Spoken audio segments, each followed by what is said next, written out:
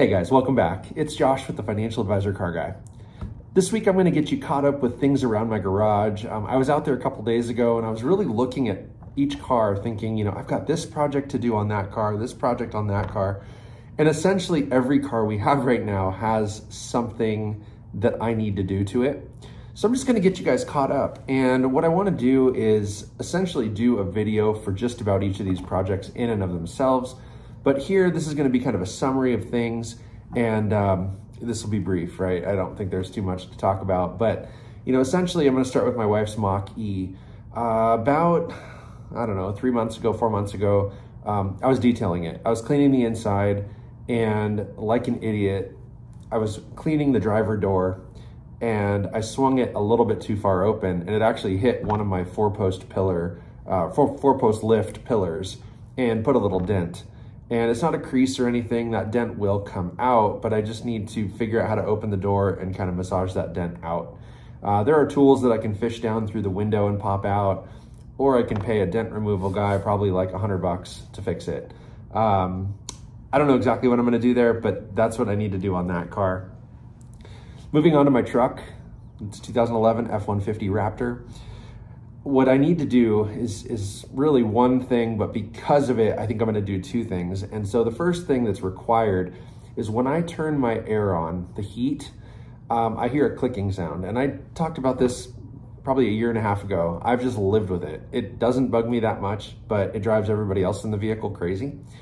And it ticks for like 15 seconds, and it's the blend motor behind the radio. And so I have the part, I bought the part like a year and a half ago, but it's a pretty intricate process to pull the radio and all the things out, change this little motor that's way back by the firewall, and then shut it all up, like close it all down and put it back together. My thoughts were, mine's a 2011, Ford changed the sync radio and all that stuff in 2012. So mine is a bit dated, and it's like several generations old because it's a first gen Raptor, and here we are with Gen 3s. But in theory, what I'd like to do is I've seen several different really nice larger displays that are all touchscreen, and the trim matches. They look essentially factory when they're turned off, but they have Apple CarPlay and all the things that are really convenient and handy. And so I'm thinking about buying one of those. And when I put it all back together, obviously installing that new radio and that new touch panel and all the things at the same time, giving the truck kind of a nice upgrade on the interior. But there's several to choose from. And so I've got to do a bunch of research to figure out which direction I want to go. Joe, if you're watching, you've probably looked at this and you've probably seen these. I don't know if you have any advice or recommendations of things that I should look at or not. I don't know how many times you've run into this, if at all. So if you're watching, comment down below and let me know. Moving on, let's move into the R8. If you guys remember, couple of years ago now, a year and a half ago maybe, I installed carbon fiber mirror housings. So my side mirrors are now carbon. Now, when I swapped the stock internals into the new mirrors and reinstalled them, I used the stock turn signals, which is totally fine. But literally 2 weeks after I installed those, I found a guy on a forum who had really cool LED sequential lights. So like the new Audis, it's like a laser. It just kind of like blinks, but it doesn't really blink. It's like a light that slides. Anyway, I bought them and they've been sitting on my workbench needing to be installed. It just takes me moving the mirrors, removing the mirrors, putting the new lights in, and then reinstalling. I've done it before, I can do it again. It's just making the time to do it. So that's a pretty easy one, and I think that's likely at the very top of this list, just because I can knock it out pretty quickly. But then moving into, let's talk about the Eclipse. I finally was able to get those seat brackets ordered. Now, I'll tell you a quick story about the seat brackets. Because the car is a 99, it's almost 25 years old. That generation of Mitsubishi Eclipse ran from 1995 to 1999. And parts are pretty easily available, but what's weird is seat brackets, for whatever reason, are very hard to find. I could only find 2 manufacturers on the entire internet that carried them. One of them was made to order, and then the other one, I assume, was also made to order, but was not in stock anywhere. And they were a lot less expensive than the first ones. So I went ahead and ordered them. from the cheapest place online I could find, they were still like 170 bucks. Now, I could have gone to Home Depot, I could have bought some angle iron and flat iron and welded out some brackets that essentially would be similar to what came. But the story with these first brackets is that, again, I paid about 170 bucks and that included shipping. Weeks and weeks and weeks went by. And finally I reached out and said, hey guys, you know, listen, you sent me a tracking number and it still says it's pending, you know, like forever. What's going on? So I got a pretty quick reply, which is great. They basically said, hey, these are made to order. We build them in batches. And so we're waiting for more orders. I must have been like order 1 or 2, and they probably have to sell a dozen or something like that. So I was pretty annoyed, frankly. So I said, listen, do we have an ETA? Like how much time do we think we need? Otherwise, I'd really like a refund. So the guy says, well, you know, if you're willing to give us a couple more weeks, hopefully we can kind of wrap things up and we'll get them on their way. I'm like, fine, I'm not in a rush. My daughter's not driving the car just yet. So that's fine.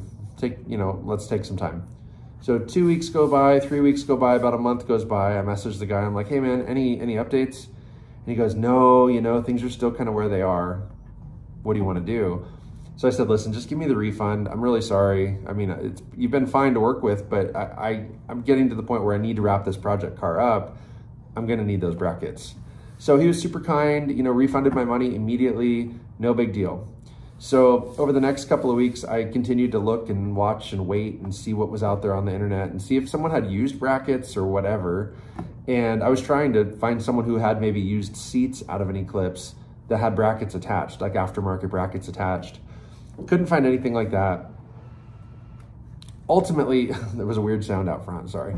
Ultimately, I did run into the first set of brackets that I kind of mentioned were more expensive, also built to order. And they must have just built a batch of them because I found on eBay that the seller had several in stock and they were $200, not $170, but the $30 difference didn't bother me at all. I think that was a reduced price. I think they were on sale because I felt like before they were something like $300 or $280 or something. They were like $100 or more than the other ones. Long and short of it was I ordered them. They were here in 3 days and life was good. So I have the brackets. What I need to do now is remove the stock seats, detail the carpet, clean the interior like badly, and then bolt in the new brackets, bolt in the new seats, and that car is essentially done.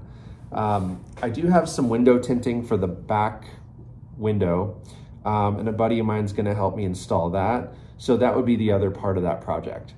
The last piece on the Eclipse is, again, it's done, but it's the carbon fiber hood that I had wrapped on the car. The carbon wrap has cracked. It was pretty inexpensive wrap, and in hindsight, I should have bought a better quality. It's kind of a heavier gauge wrap, so it didn't want to contour and sort of heat to expand and fit the way it needed to. And I don't know if it's because of the carbon weave appearance or what it is, but it didn't hold up the way I thought. And so we've had some hot and cold weather and it's rained and you know, all the things. And so anyway, it's expanded and contracted in a few spots and it's actually cracked. So I don't know what I'm gonna do about that. I might try to take an X-Acto knife and like slit the cracks open and try to massage it together. And maybe I've got a little bit of this wrap left. So I may even try to like patch a couple pieces if I can get the pattern to line up. I don't know. I really don't know about the hood. I'm disappointed because I paid a bunch of money to have it wrapped and it just needs to get done again now. And so I might go online and find like a thinner material. I may just try to do it myself. I don't know. So I'm not terribly worried. My daughter doesn't really care. She sees the cracks and she's just kind of like, ah, Dad, it's fine, it's fine. So that's at the bottom of the list as far as that car is concerned. I want to get the back window tinted and those seats and brackets in, and then the car is essentially done, like I said. The last car, 68 Mustang. So I have it back. It was actually at my body guy. He went ahead and painted the fastback roof.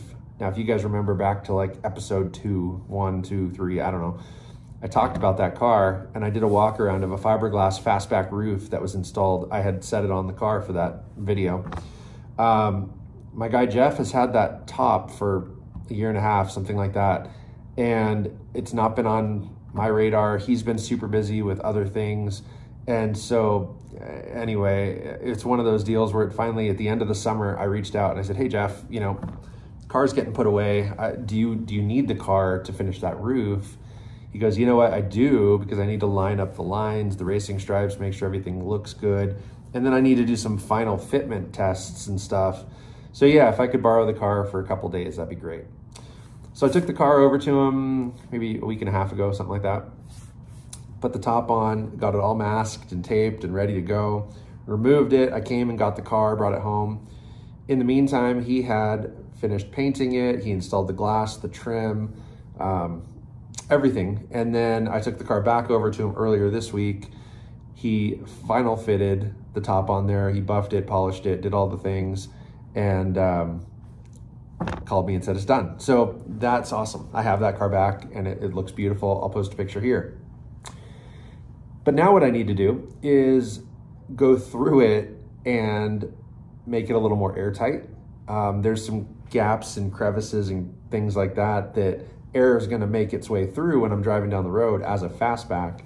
So I got to figure out a way to install some sort of thin insulation in certain spots. Also, because the top is fiberglass, as I'm driving down the road, if I hit a bump or a pothole or something like that, the whole roof creaks.